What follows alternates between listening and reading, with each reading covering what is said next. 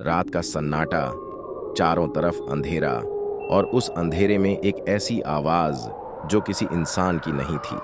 अगर आप अकेले हैं तो इस कहानी को ध्यान से सुनिए, क्योंकि ये कहानी खत्म होने के बाद भी आपका पीछा कर सकती है। कहानी की शुरुआत। ये घटना है राजपुर गांव की।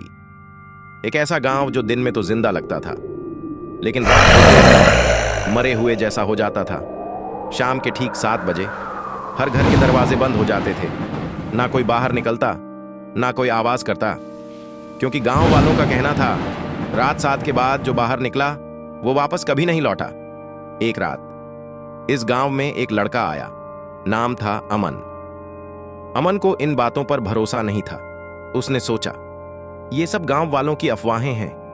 रात के 8 बजे अमन ने देखा पूरे गांव में सन्नाटा था। तभी उसे पीछे से किसी के चलने की आवाज आई।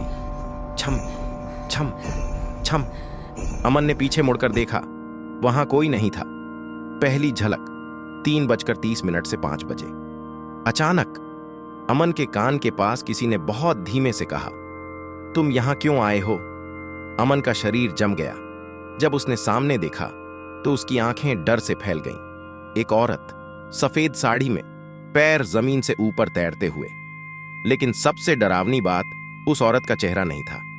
अमन भागने लगा, लेकिन रास्ता खत्म ही नहीं हो रहा था। तभी एक बूढ़े आदमी की आवाज आई, बेटा रुक जा। बूढ़े ने बताया, सालों पहले इस गांव में एक औरत को झूठे इल्जाम में जिंदा जला दिया गया था।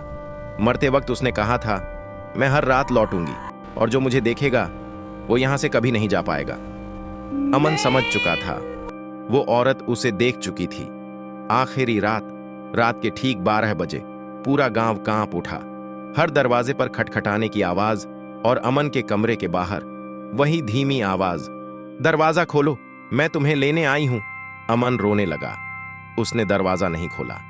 अचानक दरवाजा अपने आप खुल गया और अगली सुबह अमन का कमरा खाली था।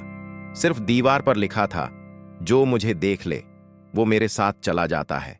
आज भी राजपुर गांव में रात के 7 बजे के बाद अगर कोई बाहर निकले तो कहां जाता है, अमन अब भी उसे देख रहा है।